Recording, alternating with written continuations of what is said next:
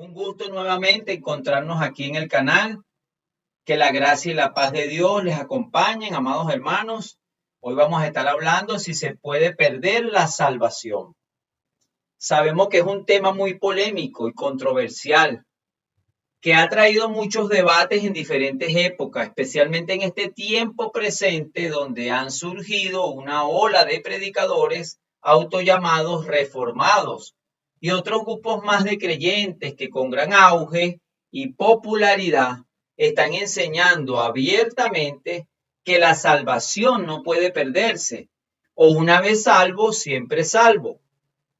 Aunque te quites la vida, seguirás salvo, exponiendo un monergismo equivocado, donde solo Dios actúa en la salvación y el hombre no tiene participación, no hace nada, solo recibe la regeneración que Dios obra. Un debate largo entre calvinistas y arminianos. En fin, lo que realmente debe importarnos es descubrir qué dice la Biblia, cuál es el pensamiento de Dios en este tema. Todos decimos, la Biblia dice, esta es la verdad, hay que tener sana doctrina, pero la realidad es que una de las dos posturas es incorrecta, aunque en ambas no se pueden descartar verdades fundamentales de la fe. Aunque tales personas digan, Dios me dijo, Dios me mostró, soñé, soy teólogo, tengo muchos seguidores, soy apóstol, profeta, maestro o doctor, no importa qué tanta fama tenga el predicador o si la mayoría apoya una postura más que otra. Hay que recordar que el Espíritu Santo es el que guía a toda verdad bíblica. Por tanto, es de mi conocimiento que estas verdades que voy a exponer no son quizás las más apoyadas, pero voy a presentar unos argumentos sólidos que tal vez no has visto y que te harán meditar sobre tu creencia. Y por ser un tema tan importante, debes considerar conocerlos todos, ya que la Biblia dice lo que dice y muestra lo que muestra contundentemente. Hago una nota. Nadie puede juzgar a otro si primero no le oye. Bueno, les pido que vean hasta el final todos los argumentos y tengan paciencia porque no es un tema de 5 minutos, requiere un poco más. Usted que está investigando, dedique el tiempo. En primer lugar, debemos considerar lo siguiente. ¿Qué hacemos cuando la Biblia parece contradecirse? Por ejemplo, un texto dice una cosa y otro aparentemente otra. ¿Cuál es el que debemos tomar? Todo estudioso de las Sagradas Escrituras entiende que la Biblia es inspirada por Dios y que por tal motivo no puede tener contradicciones, ya que su autor es perfecto y no comete errores. Por eso creemos como parte de nuestra fe en la inerrancia de las Escrituras por los autógrafos, ¿no? Por tal motivo hay que leerla, estudiarla, investigar a fondo por medio del Espíritu Santo. Aquí presento los argumentos. Número 1, el argumento incluyente, donde los hagiógrafos se incluyeron en el pensamiento del relato que estaban recibiendo. Debemos resaltar que ellos conocían muy bien la doctrina y de allí podemos sacar la posición que ellos mantenían en cuanto a si se puede o no perder la salvación. En otras palabras, ¿qué entendieron ellos? ¿Podían perderse o no perderse? Tenemos el ejemplo, todos los escritores bíblicos eran salvos, tenían al Espíritu Santo que los inspiró. Pero veamos la declaración que hacen. Comencemos con el autor de Hebreos. Vamos a leer Hebreos 10 del 26 al 31. Dice así, en este argumento incluyente, preste atención. Porque si pecáremos voluntariamente, después de haber recibido el conocimiento de la verdad, fíjense lo que dice el escritor, si pecáremos, se incluye, él no dice si pecaran o si pecara, sino dice si pecáremos. O sea, esta es la primera persona del plural, nosotros, nosotras. Es como que yo diga, si comemos pollo, ahí me estoy incluyendo yo, ¿verdad? Por eso estoy hablando de este argumento de la inclusión. Si yo digo, si ustedes comen pollo, es porque yo no estoy incluido ahí. Pero si yo digo, si comemos pollo, entonces estamos entendiendo que ustedes y yo estamos en la misma posición de comer pollo. Entonces, si pecaremos, que dice el autor, voluntariamente, después de haber recibido el conocimiento de la verdad, ya no quedan más sacrificios por los pecados. ¿Y qué es lo que quita el pecado? El sacrificio de Cristo. Pero el autor está diciendo, si pecaremos, o sea, si yo también peco voluntariamente, ya no quedan más sacrificios por los pecados, sino una horrenda expectación de juicio y de hervor. O sea, está la expectativa de un juicio y hervor de fuego que ha de devorar a los adversarios. Lo mismo que le va a pasar a los adversarios, a los enemigos de Dios, le iba a pasar al escritor de Hebreos, porque se incluyó. Él dijo que él podía pecar.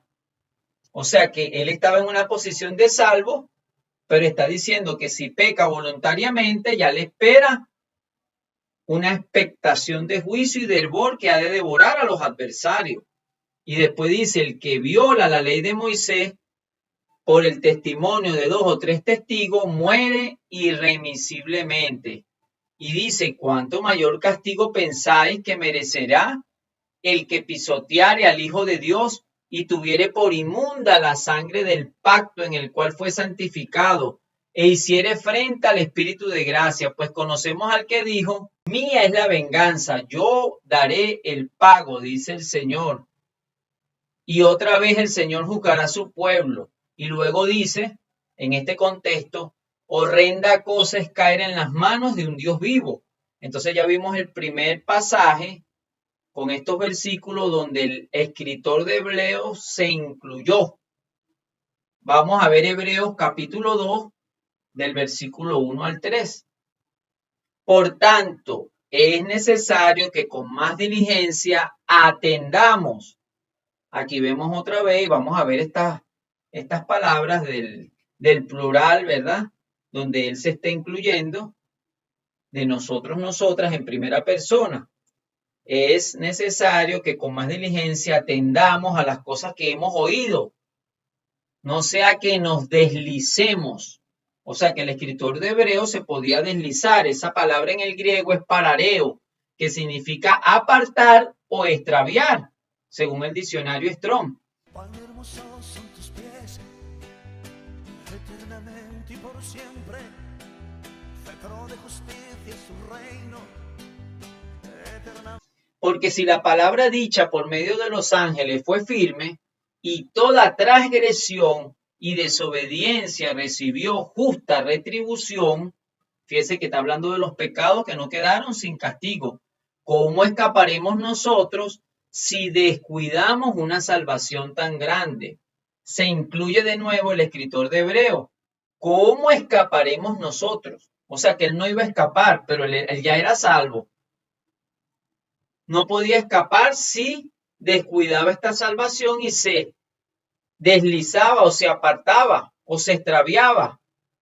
Dice, si descuidamos una salvación tan grande, ¿cómo escaparemos nosotros? La cual, habiendo sido anunciada primeramente por el Señor, él se está incluyendo, confirmada por los que lo oyeron. Con esta idea en mente, vamos a seguir leyendo algunos otros pasajes. Hebreos 12, 25 al 26. Voy a leer la traducción en lenguaje actual. Tengan cuidado cuando Dios les llama la atención. No lo rechacen, porque los israelitas que en el pasado los rechazaron no escaparon del castigo.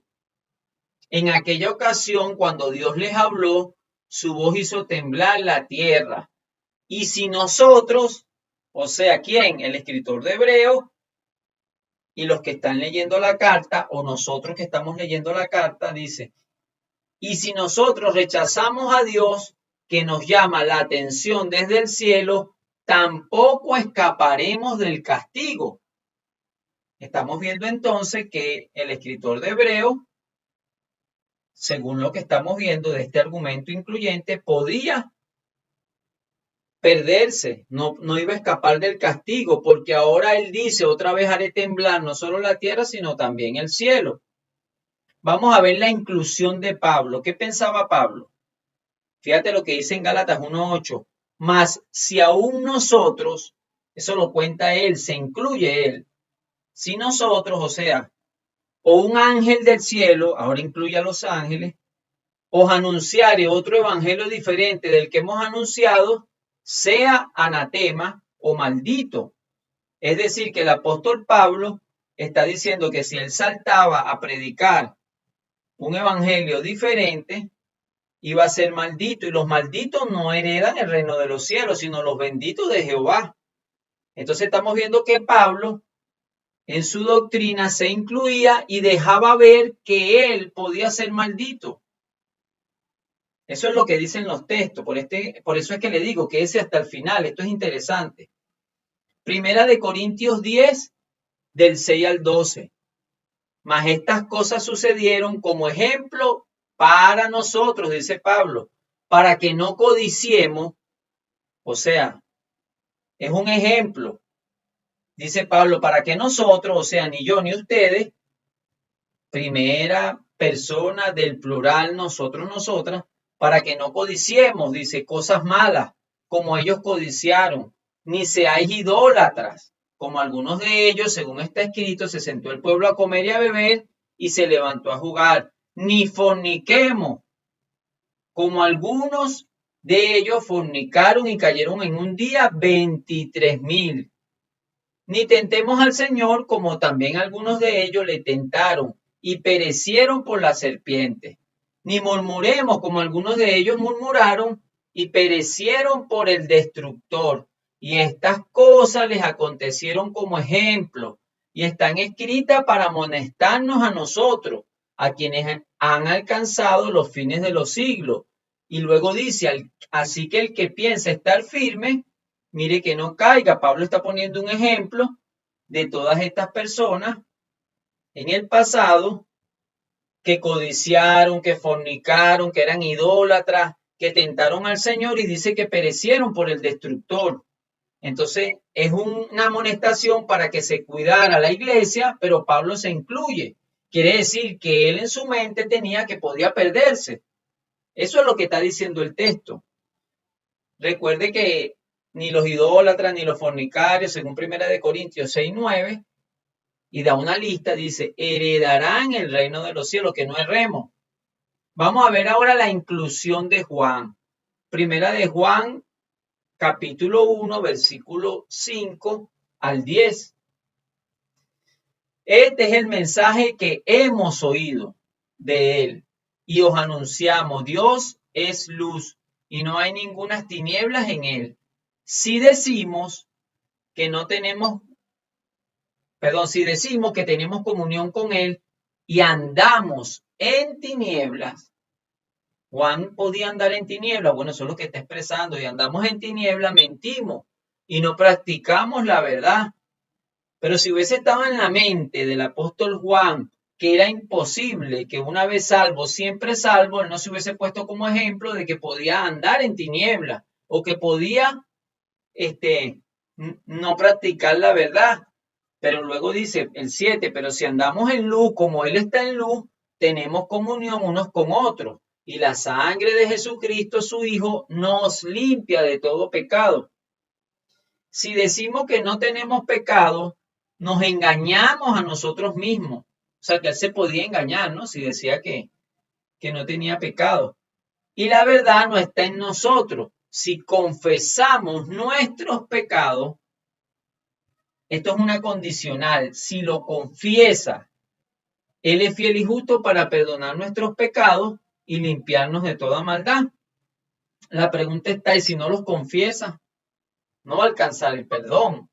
Y si no hay perdón, ¿cómo hay salvación? Bueno, verso 10, si decimos que no hemos pecado, le hacemos a él mentiroso y su palabra no está en nosotros. Aquí lo que se refiere es a la práctica del pecado. Vamos a pasar a otro argumento, número 2, que es el argumento de la exégesis de las parábolas. En este caso vamos a tomar la del hijo pródigo. Usted conoce la historia en Lucas 15. Cuenta la historia de dos hermanos, dos hijos de Dios, que estaban en casa de su padre. El padre representa a Dios. Estos dos hijos representan a dos creyentes salvos o a dos hijos de Dios salvos. Por eso moraban en la casa del padre, por eso tenían herencia. Bueno, pero leamos desde el versículo 21. Ya usted sabe que uno pidió la herencia y el otro se quedó. El otro malgastó, el que pidió la herencia malgastó esos bienes con rameras, con prostitutas, etcétera. Se fue al pecado. Entonces en el 21 dice, y el hijo le dijo, Padre, he pecado contra el cielo y contra ti. Esto fue cuando volvió en sí, regresó, ¿verdad? Y ya no soy digno de ser llamado tu hijo. Pero el padre dijo a sus siervos, saca el mejor vestido y vestidle, y ponía un anillo en su mano y calzado en sus pies, y traed el becerro gordo y matadlo, y comamos y hagamos fiesta. Y expliqué el por qué. Porque mi hijo era muerto y ha revivido. Hacemos una pausa de la lectura. En la Biblia solamente existen dos muertes: la muerte física y la muerte espiritual. Existen dos nacimientos, el nacimiento físico y el nacimiento espiritual. La pregunta que hacemos, el padre está diciendo, porque mi hijo muerto era. La palabra allí para muerte es necros. Si estaba muerto, ¿cómo podía volver a la casa de su padre? Porque no era una muerte física. Entonces existe la muerte espiritual, pero el hijo pródigo era salvo, era hijo. Entonces el padre está diciendo, este hijo era muerto y ha revivido, se ha perdido y es hallado. O sea, estaba perdido y fue hallado. Y comenzaron a regocijarse. Él entonces les dijo, hijo, tú siempre estás conmigo. Eso le está diciendo al otro hijo que se estaba quejando. Y todas mis cosas son tuyas. Mas era necesario hacer fiesta y regocijarnos. Y repite nuevamente lo mismo. Porque tu hermano era muerto y ha revivido. Se había perdido y es hallado. ¿A qué muerte se refiere esta parábola del hijo pródigo? A la muerte espiritual. Pero él no se perdió porque volvió en sí. Pero la gran pregunta, ¿y si el hijo pródigo hubiese muerto físicamente cuando estaba con rameras y prostitutas, sin haberse arrepentido, hubiese sido salvo, siempre salvo? Y ya era salvo, porque ya estaba en casa de su padre. Entonces vemos que esto no se sustenta en la escritura con esta parábola, por eso estamos analizándola, para que usted vea que el padre dice que estaba muerto y es una muerte espiritual. ¿Dónde comprobamos eso? En Efesios 2:1. ¿Cómo sabemos que el hijo pródigo murió espiritualmente? Porque en Efesios 2:1 dice, y él os dio vida a vosotros cuando estabais muertos en delitos y pecados. O sea que los delitos y pecados ocasionan muerte. Unas personas que estaban vivas físicamente, a nosotros que estábamos vivos físicamente, pero muertos espiritualmente, Él nos dio vida.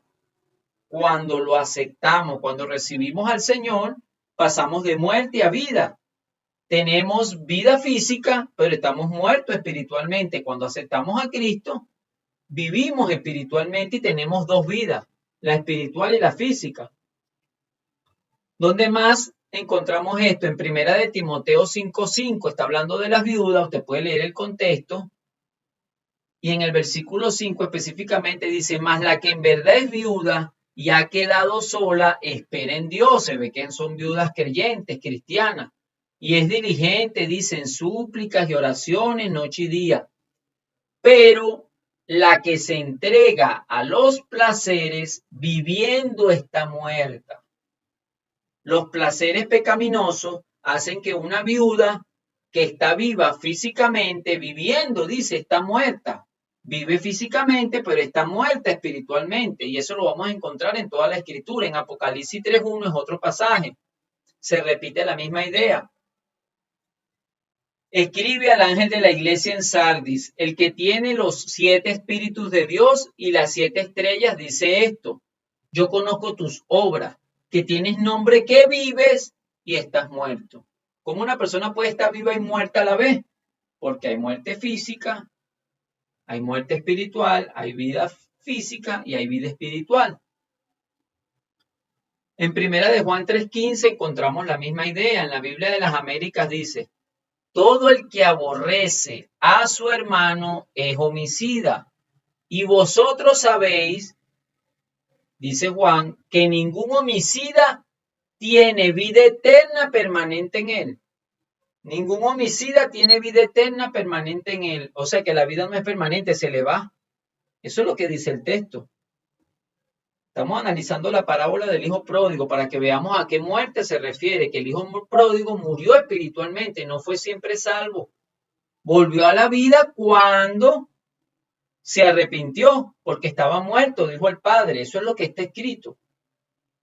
En Mateo 8:22, amados hermanos, dice: pero Jesús le dijo, sígueme y deja que los muertos entierren a sus muertos. Muchos no entienden esto. Este era un hombre que quería seguir a Jesús, pero él le dijo, deja que entierre a mi padre. Es decir, que su padre no había muerto todavía, él quería estar con él, darle sepultura y después seguir a Jesús. Pero estamos viendo que Jesús le dice, sígueme y deja que los muertos entierren a sus muertos. Es decir, deja que los muertos espirituales, pero que están vivos físicamente, entierren a los muertos físicos. Porque hay dos muertes, muerte física y muerte espiritual. Entonces él le está diciendo, deja que estas personas que están muertas espiritualmente, pero viven físicamente, entierren a sus muertos. O sea, deja que otro entierre a tu papá cuando muera físicamente. Gloria a Dios. Vamos a pasar al tercer punto. Argumento del análisis narrativo. Consiste en examinar el hilo del pensamiento que está hablando el escritor en su contexto y extraer estas verdades del mismo cuando es analizado. Entonces vamos a analizar la narrativa. En 2 de Pedro, capítulo 2, vamos a leer desde el versículo 15. Ya sabemos que este capítulo 2 de 2 de Pedro habla de los falsos profetas, los falsos maestros, y lleva un hilo de pensamiento. Pero fíjate lo que dice en el 15. Han dejado el camino recto y se han extraviado. Para dejar el camino recto es porque estuviste en el camino recto. Y si te extraviaste, era porque ya había sido hallado. No se pueden extraviar si no estaban. Bueno, luego sigue diciendo, siguiendo el camino de Balaam, se han extraviado siguiendo el camino de Balaam. ¿Y quién era Balaam? Un creyente que se desvió, hijo de Beor, el cual amó el premio de la maldad. Era un profeta de Dios y se desvió. Y fue reprendido por su iniquidad, pues una muda bestia de carga, hablando con voz de hombre, refrenó la locura del profeta. Y dice, estos son fuentes sin agua. ¿Quiénes? Los que dejaron el camino recto, los que se extraviaron. En otras palabras, ya usted va entendiendo, los que perdieron la salvación.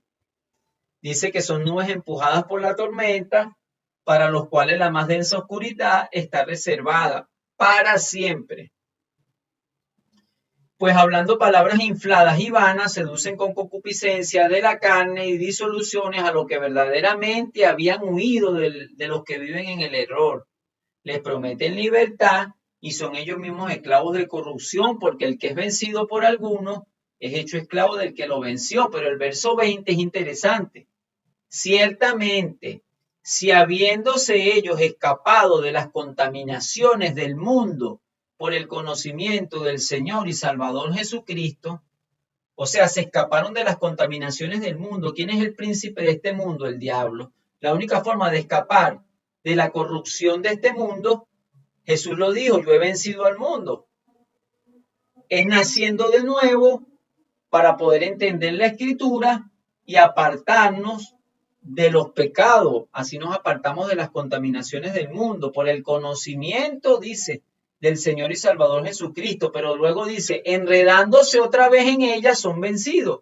O sea que si se enredaron otra vez, porque ellos estaban desenredados del mundo, de las contaminaciones del mundo, y eso solo lo puede hacer un creyente nacido de nuevo. Entonces dice, enredándose otra vez en ella son vencidos. Su postrer estado viene a ser peor que el primero.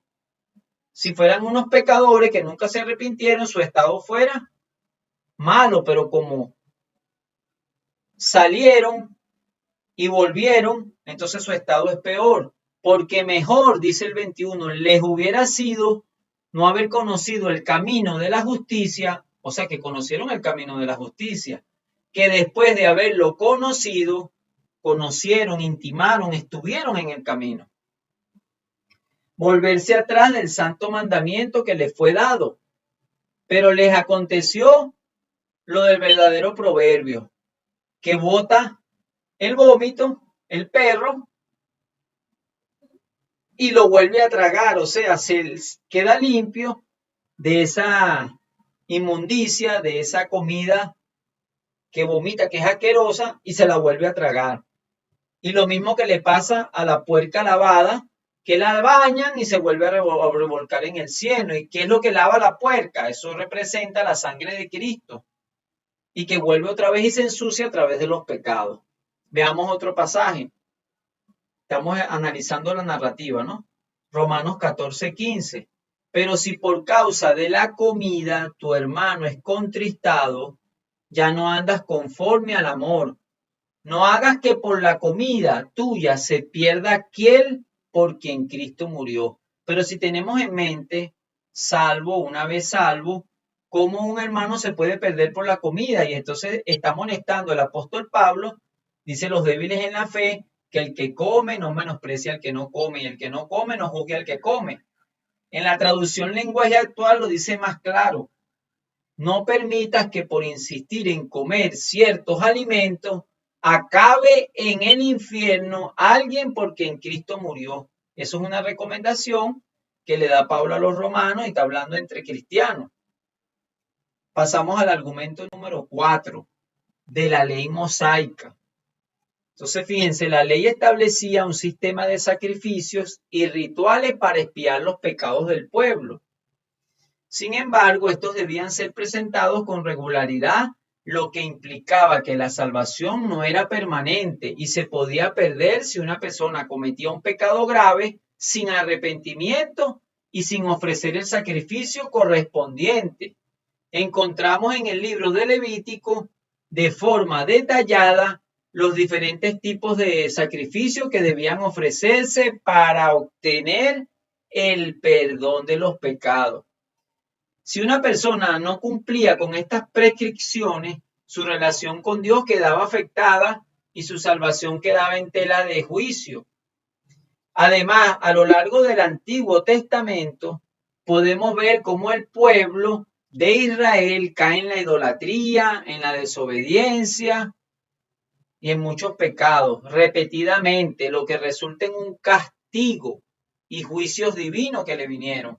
Estos eventos nos demuestran que la salvación no era algo garantizado en esa época y que era necesario mantener una relación de fe y obediencia constante con Dios a través de los sacrificios y rituales establecidos en la ley de Moisés. Entonces miremos algunos ejemplos, escuche bien, de personas que eran hijos de Dios, hijos de Israel, pueblo de Israel, que caminaban y servían al Señor, pues tenían salvación y la perdieron por sus actos pecaminosos, y todo esto basado en la ley, ¿no? El argumento de la ley mosaica, veamos. Tenemos la rebelión de Coré. Mire qué interesante. ¿Será que Coré era salvo y perdió la salvación? ¿Y los amigos de Coré? Bueno, vamos a leer. Coré era un levita de la familia de Kehat y su padre se llamaba Ishar. Coré tenía 3 amigos de la tribu de Rubén, oye, descendientes de las tribus, ¿no? Datán y Abirán, que eran hijos de Eliab, y On, hijo de Pelet. Ninguno de ellos quería que Moisés fuera su jefe. Fíjense cómo comienza el relato diciendo, ¿no? Ni Coré ni estos amigos de Coré. Y a ellos se les unieron 250 jefes israelitas que eran consejeros de la gente, eran líderes en la congregación de Moisés. Y dice, y muy respetados por todos. Verso 3, Coré y su grupo fueron a decirles a Moisés y Aarón, ya estamos hartos de que ustedes se crean los jefes de todos nosotros. Dios está con todo el pueblo y a todos nos ha elegido para servirle. ¿Por qué quieren hacerlo todo? Cuando Moisés oyó esto, se tiró de cara al suelo y les dijo a Coré y a su grupo, ustedes descendientes de Leví son los que me tienen harto. Vengan mañana temprano con su brasero para quemar incienso y pongamos delante de Dios. Entonces Dios elegirá a los que Él quiere que le sirvan en el santuario y solo ellos podrán hacerlo. Luego Moisés dijo a Coré, aquí viene lo interesante, ¿no? Escucha tú y los descendientes de Leví que están contigo. ¿Les parece poco que Dios los haya elegido de entre todos los israelitas para que le sirvan en su santuario? Está diciendo que Dios había escogido a Coré, a Datán y a Abirán y a todos ellos. Luego el verso 10 dice, Dios los eligió a ustedes para que estén cerca de Él. ¿Qué se entiende? Que eran salvos, amados hermanos. ¿Por qué ahora quieren ser también sacerdotes? Querían ocupar un cargo que Dios no les dio. No se están quejando y rebelando contra Aarón, sino contra Dios. Esto, fíjate que Moisés dice que es una rebelión. Eran hermanos, ministraban juntos, ayudaban a la grey, a la congregación que estuvo en el desierto con Moisés, pero se rebelaron. El verso 30 dice, pero si el Señor hace un milagro y la tierra se abre y se los traga juntamente con todo lo que pertenece y entran vivos en el Seol, que es el lugar de los muertos, entonces se sabrá que estos hombres han despreciado al Señor. Y así ocurrió. Sabemos que la tierra se abrió y se los tragó. Verso 31, apenas había acabado de decir estas palabras cuando la tierra se abrió debajo de los rebeldes. Mira cómo dice, rebelde. Ellos no eran rebeldes, ellos estaban en la congregación, ellos eran consejeros, ellos eran descendientes de Leví, Dios los había elegido, estaban en el santuario, Dios quería que estuvieran cerca de ellos y miren lo que pasó. Entonces una gran grieta se los tragó junto con sus tiendas, familias y amigos que estaban con ellos y con todo lo que poseían. De esta manera entraron vivos en el Seol y la tierra se cerró sobre ellas y perecieron. Entonces, ¿qué cree usted? Los de Coré eran salvos, obviamente, por todo lo que dice el contexto. Pero, ¿murieron salvos o murieron condenados? Bueno, Judas confirma que se perdieron los de Coré. Vamos a leerlo en Judas 1:11. Hay de ellos, está haciendo una comparación, ¿no? Porque siguen el ejemplo de Caín. Se entregan al error de Balaam por ganar dinero y morirán como Coré por desobedecer a Dios. O sea, que Coré murió como un desobediente, como un rebelde. Entonces dice el verso 13, son como las olas del mar turbulento que arrojan a la playa la espuma de sus suciedades vergonzosas. Son como estrellas errantes a las que solo les espera la más densa y eterna oscuridad. Y están poniendo de ejemplo a Caín, a Coré y a Balaam. O sea que está confirmando que ellos se perdieron. ¿Y por qué se perdieron? Por su pecado. Santiago 1, 14 al 15. Vamos a leer la Reina Valera actualizada. Pero cada uno es tentado cuando es arrastrado y seducido por su propia pasión. Luego esa pasión, después de haber concebido, da a luz el pecado. Y el pecado, una vez llevado a cabo, engendra la muerte. ¿Qué es lo que dice Santiago o Jacobo, el hermano del Señor? Está hablando de cómo se engendra el pecado, ¿verdad?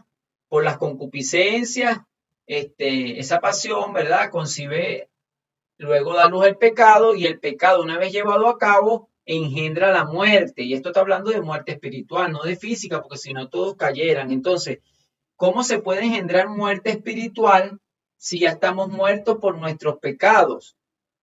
Y desde Adán. Entonces, lo que se les engendra la muerte es al que está vivo espiritualmente, o en otras palabras, es salvo y el pecado le trae muerte espiritual. Fíjense, pero cada uno es tentado. ¿A quién le está hablando?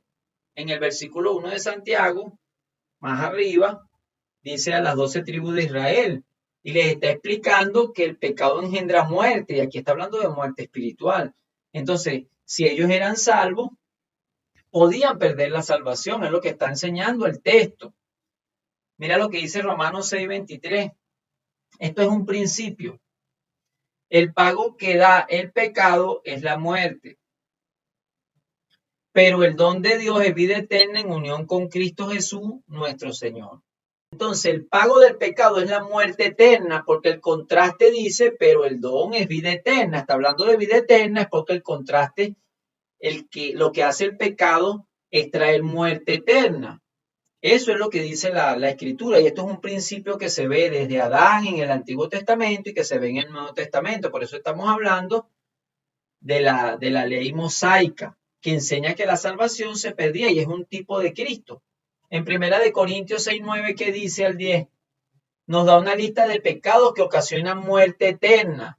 Los que practican no heredarán el reino de Dios. Algunos de estos los encontramos en Levítico 20, porque estamos en la ley de Moisés, ¿no? En el versículo 1 dice, el Señor habló a Moisés diciendo, di también a los hijos de Israel que cualquier persona de los hijos de Israel o de los extranjeros que residen en medio de Israel que ofrezca a alguno de sus descendientes a Moloc, aquí vemos idolatría, morirá irremisiblemente. Ahí no hay perdón. El pueblo de la tierra lo apedreará. Yo mostraré mi ira contra tal persona y la excluiré de su pueblo porque ofreció a alguno de sus descendientes a Moloc, contaminando mi santuario y profanando mi nombre. Está hablando de los del pueblo. Esta ley es para los creyentes, para el pueblo, para los que caminaban con Moisés, para la grey, la congregación, la asamblea de Moisés. También nos habla de la hechicería en el verso 6. Si una persona, esto es Levítico 20, ¿no? 26. Si una persona recurre a los que evocan a los muertos y a los adivinos para prostituirse tras ellos, yo mostraré mi ira contra tal persona y la excluiré de entre su pueblo. También habla del adulterio en el verso 10. Si un hombre comete adulterio con una mujer casada, si comete adulterio con la mujer de su prójimo, el adúltero y la adúltera morirán irremisiblemente.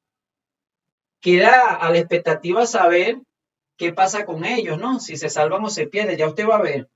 Fornicación, también se habla en Levítico 20, en el verso 11. Si un hombre se acuesta con la mujer de su padre, descubre la desnudez de su padre, ambos morirán irremisiblemente. Su sangre será sobre ellos. Los que se echan con varones o los homosexuales también aparece en Levítico 20, en el verso 13. Si un hombre se acuesta con un hombre, como se acuesta con una mujer, los dos cometen una abominación. Ambos morirán irremisiblemente. Su sangre será sobre ellos. Entonces, en todos estos casos, mis hermanos, morían en pecado y por su pecado morían.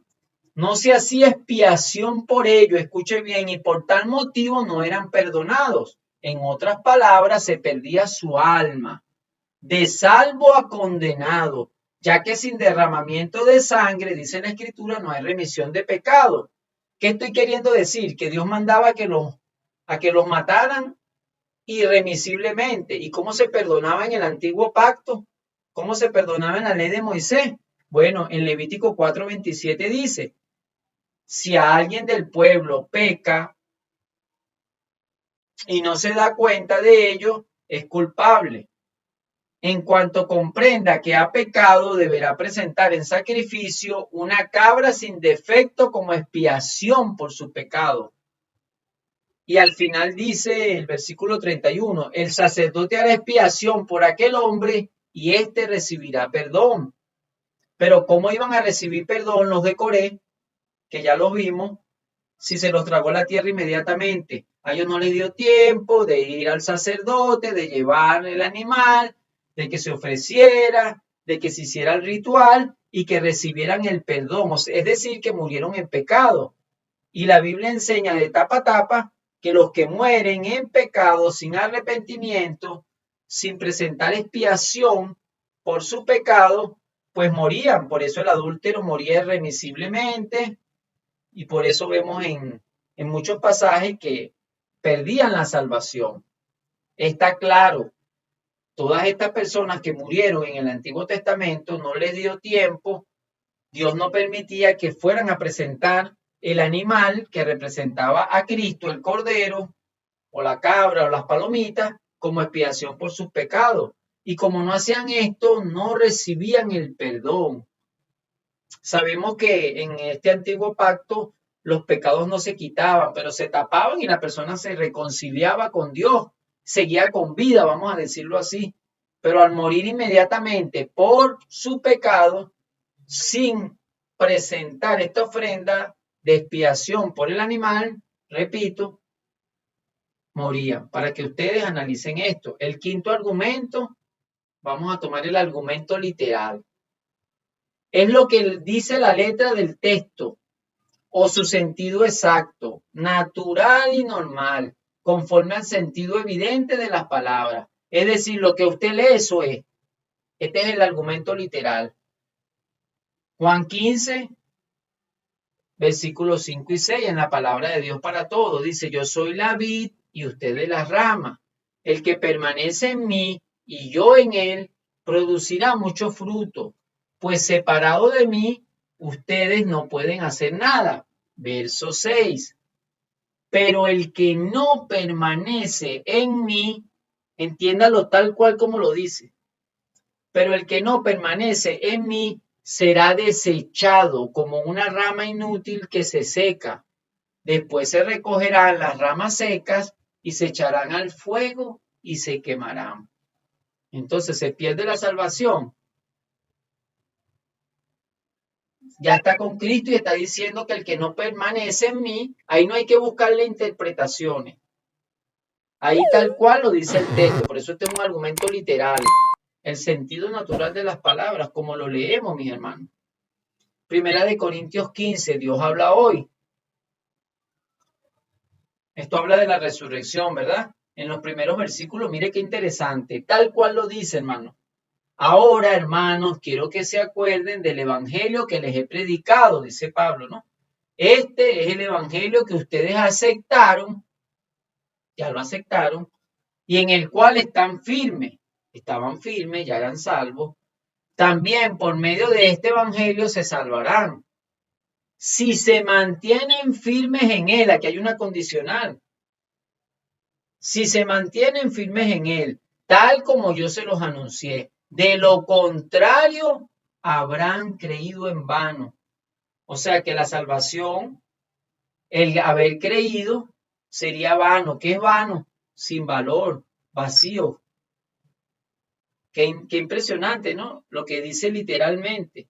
También por medio de este evangelio se salvarán. Si se mantienen firmes. Ajá, y yo pregunto, ¿y qué pasa si no se mantienen firmes? Bueno, entonces habrán creído en vano y ya no serían salvos, perderían la salvación.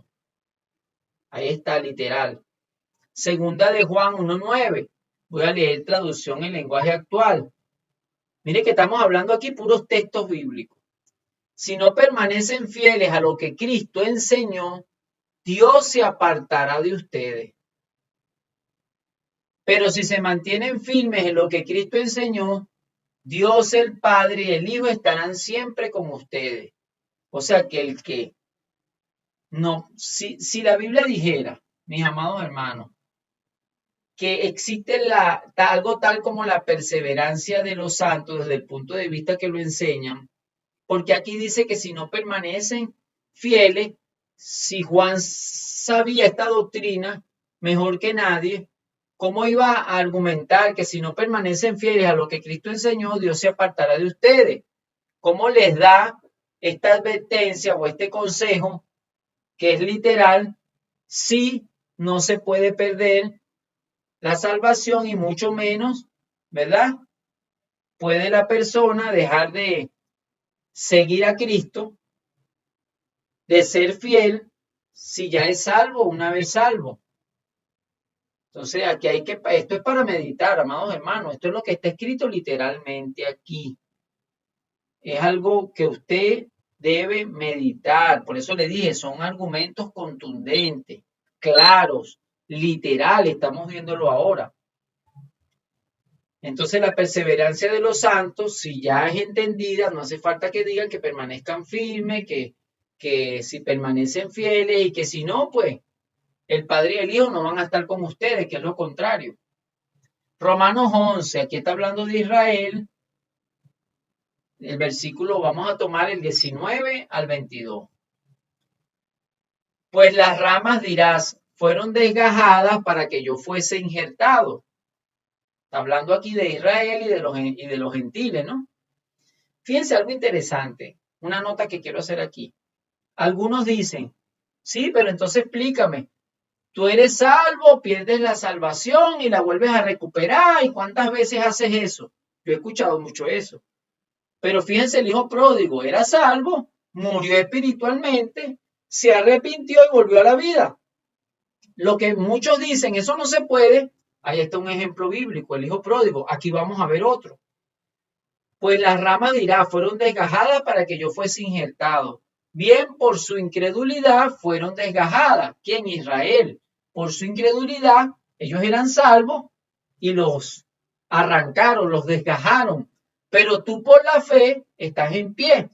No te ensoberbezcas, sino teme. Porque si Dios no perdonó a las ramas naturales, a ti tampoco te perdonará. Mira pues la bondad y la severidad de Dios. La severidad ciertamente para con los que cayeron, ¿quién? Israel. Pero la bondad para contigo, o sea, los gentiles, ¿no? Si permaneces en esa bondad, pues de otra manera tú también serás cortado. Y luego dice que si Israel, aún ellos, que fueron desgajados, Israel, si no permanecen en incredulidad, volverán a ser injertados. O sea, Israel era salvo, estaba injertado. Fue incrédulo, los quitaron, los desgajaron. Y si no permanecen en incredulidad, Dios dice que es poderoso para volverlos a injertar. Nacen de nuevo, se pierden. Y algunos dicen que eso no se puede. Bueno, ahí están los dos ejemplos. Eso es literal, no hay que interpretar nada, no hay que agregarle nada. Gálatas 5:4. Si ustedes buscan la justicia por medio de la ley, han roto con Cristo. Esa palabra roto es desligarse. Y quedan fuera del dominio de la gracia. Creo que eso está claro, no hay que interpretar nada. Apocalipsis 2:10. Sé fiel hasta la muerte y yo te daré la corona de vida. Y si no es fiel hasta la muerte, pierde la salvación. Bueno, eso es lo que dice literalmente, ¿no? Apocalipsis 3:5. El que venciere será vestido de vestiduras blancas y no borraré su nombre del libro de la vida. Pregunto, ¿y el que no venza? Entonces no será vestido de vestiduras blancas. Mire, esto es Jesucristo, el Espíritu Santo, hablándole a las iglesias, a las 7 iglesias de Asia Menor. Esmirna, Pérgamo, Tiatira, Sardis, la Odisea, Éfeso, etcétera, etcétera. Y mira lo que le dice, al que venciere será vestido de vestiduras blancas y no borraré su nombre del libro de la vida. O sea que es posible borrarlo. Y confesaré su nombre delante de mi Padre y delante de sus ángeles. Lo mismo vemos en Apocalipsis 3:12. Al que venciere, yo le haré columna en el templo de mi Dios. Pero si ya son salvos, siempre salvos al vencer a qué. O sea, habla de una permanencia, de una constancia, de perseverar, ¿no? Y al que no venciere, entonces no lo van a hacer columna en el templo de su Dios, dice, y nunca más saldrá de allí. Y escribiré sobre él el nombre de mi Dios y el nombre de la ciudad de mi Dios, la nueva Jerusalén, etcétera, etcétera, etcétera. Hebreos 3:12, Dios habla hoy. Miren, estos son textos literales. Hermanos, cuídense de que ninguno de ustedes, le está hablando a creyentes, tenga un corazón tan malo e incrédulo que se aparte del Dios viviente. Entonces aquí nos habla de una perseverancia que Dios la controla, porque entonces, ¿por qué Dios mismo inspiró que se hablaran estos textos que dicen otra cosa. Vamos a ver segunda de Pedro, capítulo 1, versículos 9 y 10.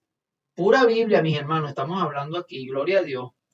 Pero el que no tiene estas cosas, tiene la vista muy corta, es ciego, habiendo olvidado la purificación de sus antiguos pecados.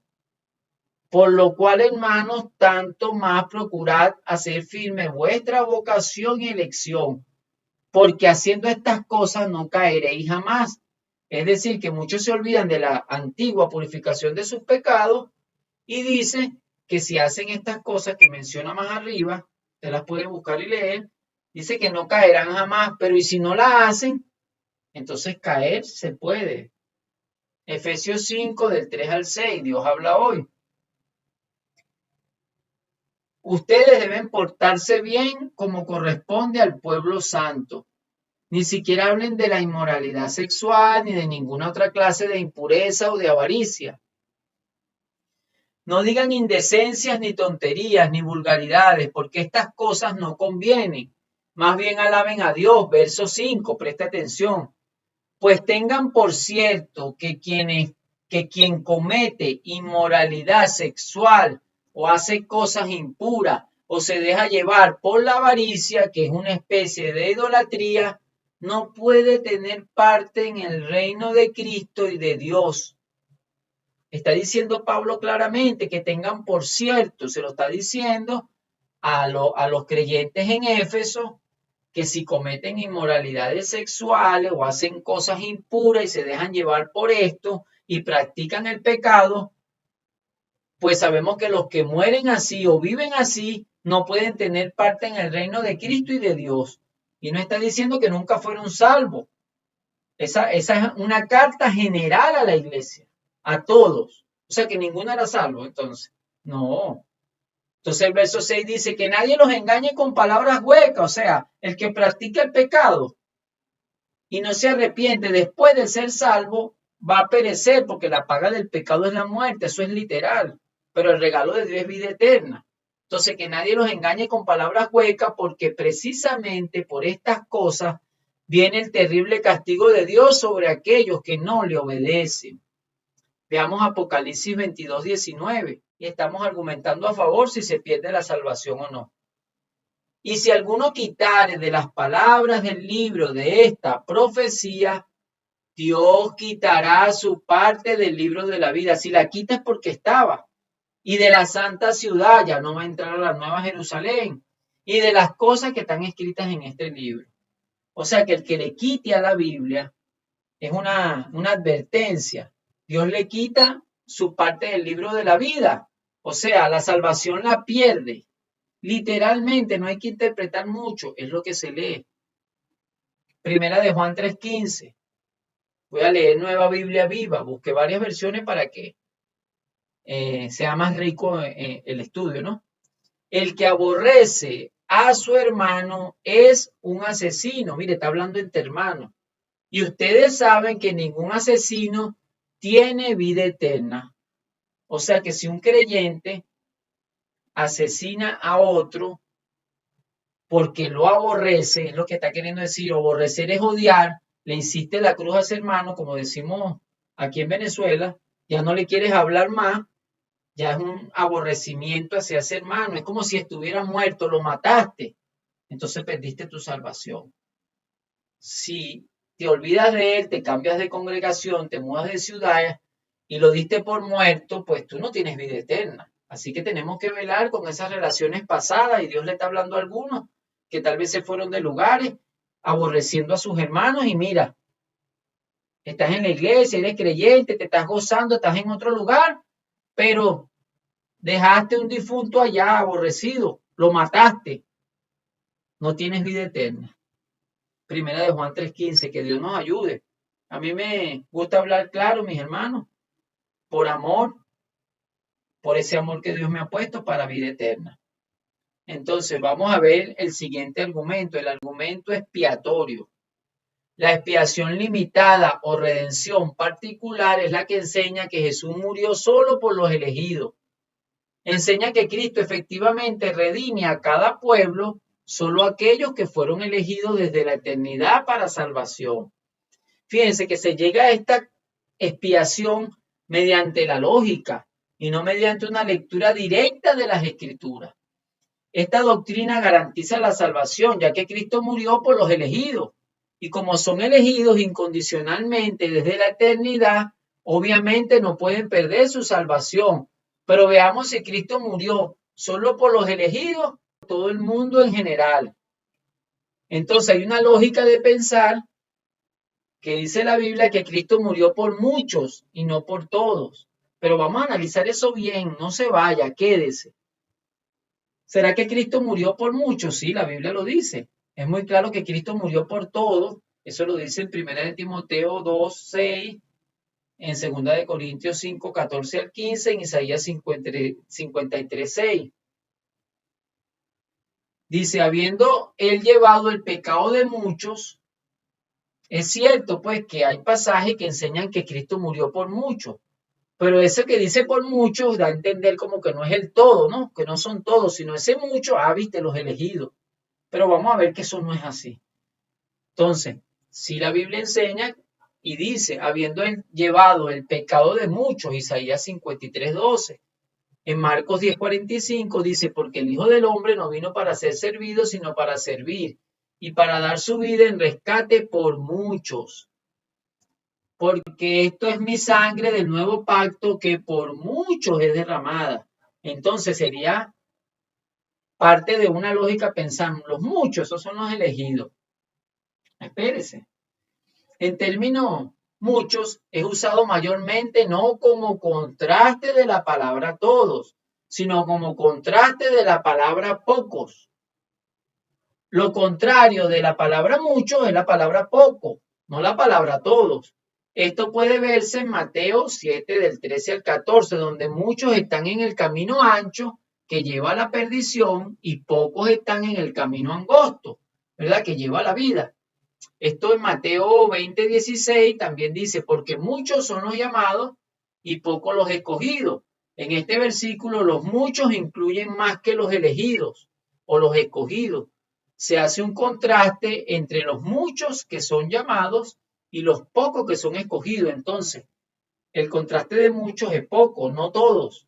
Con esto en mente, sigamos. Si muchos es lo contrario de pocos, entonces en vez de referirse a un número pequeño, pocos se refiere a un número grande, muchos. Hay algunos casos en que este gran número es equivalente a todos. Un empresario, voy a poner un ejemplo, un empresario puede repartir invitaciones a una fiesta, a su fiesta de cumpleaños. Pongamos a todos los 35 empleados de su empresa. Todos los empleados fueron invitados, pero solamente fueron 7. Realmente fueron 7 a la fiesta. Muchos o todos fueron invitados, pero pocos llegaron. Un ejemplo muy claro en la Biblia donde muchos es equivalente a todos se encuentra en Romanos 8, 5, 19.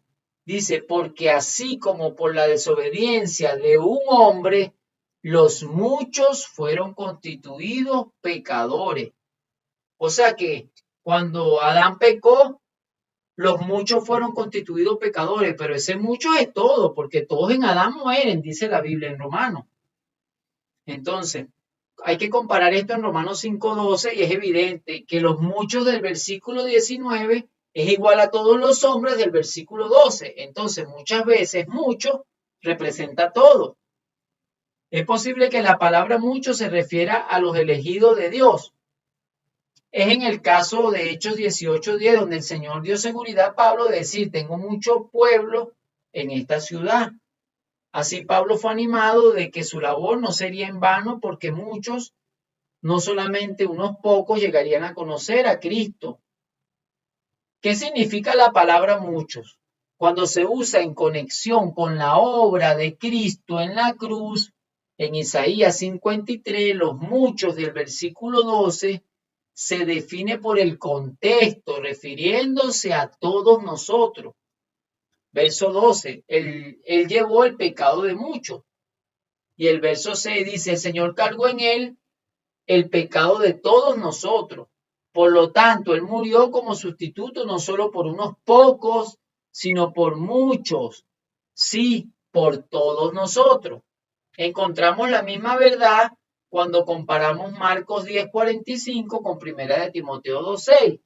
Fíjese bien, para dar su vida en rescate por muchos. Oye, aquí parece que fueran unos elegidos, los rescató fue a muchos, no a todos. Pero en Primera de Timoteo 2:6 dice, el cual se dio a sí mismo en rescate por todos. Entonces tenemos un versículo que dice en rescate por muchos y un versículo que dice en rescate por todo. Hay una teología equivocada. Usted no puede leer la Biblia metiéndole, sí, pero todos no son todos, sino los elegidos. No, porque muchos, esos muchos son los elegidos. Entonces siempre no hay una lectura libre del texto, sino que siempre tiene que incluirle, siempre tiene que interpretarle y así es una doctrina muy dudosa, porque no deja que la Biblia diga lo que diga, sino que se llega a un lineamiento equivocado de meter esta doctrina allí, de meter estos argumentos donde no van. Entonces todo no es todo, mucho no es mucho, y así sucesivamente. Entonces eso es peligroso. Concluimos, por lo tanto, que cuando la Biblia dice que Cristo murió por muchos, el significado es este. Él no murió solamente por unos pocos, Él murió por muchos, sí, por todos los hombres, o como lo dice Juan, y Él es la propiciación por nuestros pecados y no solamente por los nuestros. Si Juan es de los elegidos, fíjate, no dice solamente por los nuestros, sino también por los de todo el mundo. Esa es primera de Juan 2:2. Estamos totalmente de acuerdo con el comentario de Calvino sobre Marcos 14:24, que cuando Jesús dijo que su sangre sería derramada por muchos, él quiso decir no solamente por una parte del mundo, sino por toda la raza humana. Entonces, ¿por qué murió Cristo? Según la expiación, no es limitada. Aquí le voy a poner un cuadro, mire. La Biblia dice que Él murió por todos, allí lo ve con su versículo, por todos los hombres, por todos nosotros, por los impíos, por los que niegan al Señor, por los pecadores, por todos, por muchos, por el mundo, por todo el mundo, por toda nación, por la iglesia, por las ovejas y por mí. Pero cuando esta teología se introduce de esta manera, entonces ahí cuando dice mundo son los elegidos, cuando dice todo el mundo son todo el mundo de los elegidos, cuando dice toda nación, dice son de todas las naciones, pero los elegidos. Y mire, siempre tiene que estar metiendo esta lógica y no es lo que dice la Escritura, más todos los argumentos que estamos viendo. Vamos a ver un argumento más, el argumento de la apostasía. Porque si soy salvo, siempre salvo, no se puede apostatar. Apostatar es negar la fe, abandonar la fe, ¿verdad? Pero primera de Timoteo 4:1 al verso 5, en la Biblia de las Américas dice, pero el Espíritu, aquí está hablando el Espíritu Santo, dice claramente que en los últimos tiempos algunos apostatarán de la fe, prestando atención a espíritus engañadores y a doctrina de demonios. O sea que los que están en la fe, los que ya son salvos pueden apostatar, porque alguien que está fuera de la fe no puede abandonar la fe, que es lo que significa apostatar. No puede negar la fe. Pero el Espíritu lo dice claramente, que en los últimos tiempos algunos apostatarán de la fe. O sea, estaban en la fe y ahora la van a negar, la van a abandonar. Eran salvos y ahora ya no van a ser. ¿Por qué? Porque se van a dejar engañar por los demonios, por esos espíritus engañadores. Lo mismo vemos en primera de Timoteo 5, versos 8, 11 y 12, pero vamos a leer nada más este versículo. Pero si alguien no provee para los suyos, y especialmente para los de su casa, ha negado la fe y es peor que un incrédulo.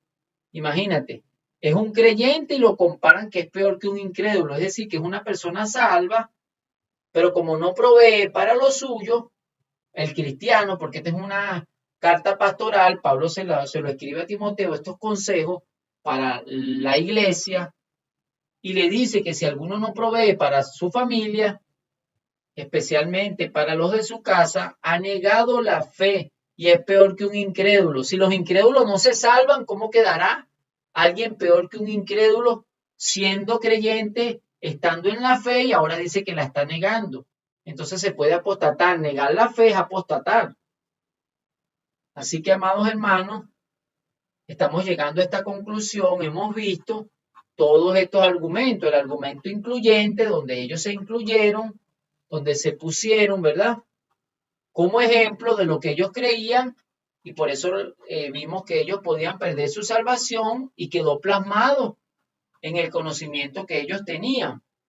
Estamos viendo también el argumento de la exégesis de la parábola, como el hijo pródigo de vida pasó a muerte espiritual, de vida espiritual a muerte espiritual y nuevamente a vida espiritual. Ya analizamos este capítulo. Vimos el argumento del análisis narrativo, analizamos segunda de Pedro capítulo 2, vimos cómo se extraviaron y todo el cuento y cómo perdieron la salvación. Vimos el argumento de la ley mosaica, qué interesante.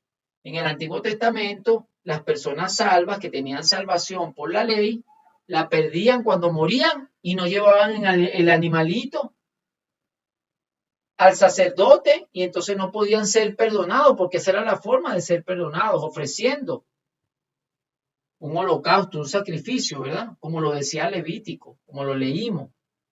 También tomamos en cuenta el argumento, gloria a Dios, literal, lo que dice la Biblia como uno lo lee, sin interpretaciones, sin quitarle, sin añadirle, tal cual el sentido normal, natural de las palabras. Y vemos cómo lo dice, que podían perder la salvación. También vimos el argumento expiatorio. Estamos viendo que la expiación no es limitada. Ya lo demostramos aquí con algunos textos. Hay muchísimos pasajes más, mis hermanos. Que los muchos no son todos. Entonces Cristo murió por todos. Ahí les dejé un cuadro. Y por último vimos el argumento de la apostasía, que es posible abandonar la fe, apostatar de ella. Y si estás en la fe, no es que nunca fuiste salvo. Mire, quiero cerrar con esto. Yo a veces he escuchado este argumento. Algunos hermanos dicen, nosotros no estamos enseñando que las personas pueden pecar. Nosotros no tenemos licencia para pecar. Nosotros creemos que la salvación no se pierde. Sí, pero eso no justifica, porque todos debemos enseñar, según la Biblia, que el pecado no conviene. El problema está en cuál es la enseñanza de raíz que se está enseñando en los salvos o calvinistas o reformados, una vez salvo, que si tú practicas el pecado, no pierdes la salvación. Por eso algunos dicen que inclusive si te suicidas, usted entiende, se quita la vida, sigue siendo salvo y se va derechito al cielo. O sea que el pecado no hace nada. Claro que el pecado, la paga del pecado es la muerte, eso es una ley. Entonces algunos se excusan, pero es que nosotros no tenemos licencia para pecar. Mire, yo le quiero decir algo, mis hermanos. Si teniendo la mente, entendiendo de que si tú pecas puedes perder la salvación y los hermanos muchas veces caen en pecado, ¿cómo será con estos deseos de la carne que tenemos, verdad? Pensar, bueno, si peco no voy a perder mi salvación. Indirectamente sí da licencia, porque si el que sabe que lo hace sabiendo que va a morir, que va a perder la salvación, que la puede perder, ¿cómo quedará el que dice que no la pierde? Bueno, adulterio y total, bueno, pierde una comunión con Dios. Oye, me va a doler, pero más rápido le da una licencia indirectamente, aunque no lo enseñen, esa doctrina está errada, porque la pregunta es, ¿qué están enseñando, mis hermanos? Si se peca o se practica el pecado, sigue siendo salvo. No, pero es que no se puede pecar. Claro que se puede pecar. El que diga que no peca sea Dios mentiroso. ¿Y qué pasa con aquellos hermanos? Porque ellos le dicen lo siguiente, si tú aceptas a Cristo, si oyes el Evangelio, tú eres salvo. Pero si después te vas al pecado y te mueres, no, él nunca fue salvo. Después que dieron testimonio de 10 años, después que recibieron al Espíritu, una cantidad de cosas, ¿cómo pueden argumentar que no son salvos? Esto se lo dejo para meditar, para no hacer este audio más largo. No, nosotros no enseñamos. Me dijeron algunas personas. Pero eso no justifica. La doctrina está errada. Porque se está enseñando trasfondo que si la persona practica el pecado no muere espiritualmente. Y Santiago lo dice, que cuando por las pasiones, por las concupiscencias, Hay un orden, se concibe el pecado y cuando se da luz el pecado, ¿qué dice? Se da la muerte espiritual, porque las personas pueden morir espiritualmente por su pecado, amados hermanos. Este audio, video, no lo he hecho con la finalidad de atacar a nadie. Es con el fin de cumplir el llamado de Dios y de aclarar a muchas personas que tienen estas dudas. Yo no estoy odiando aquí a ningún calvinista, a ningún arminiano, yo no me pongo en ninguna postura. Algunos se guían por la patrística. Bueno, ahí está lo que dijo Pablo, lo que dijo Pedro. Mejor que esos padres no hay. Entonces, analicemos estos textos y vele igual de su salvación, como lo dice la Escritura. Como dijo el apóstol Pablo, no viendo siendo yo predicador, quede descalificado y está hablando de salvación. Entonces, que el Señor Jesucristo les continúe bendiciendo. Dejen su comentario. ¿Qué opina usted sobre este estudio?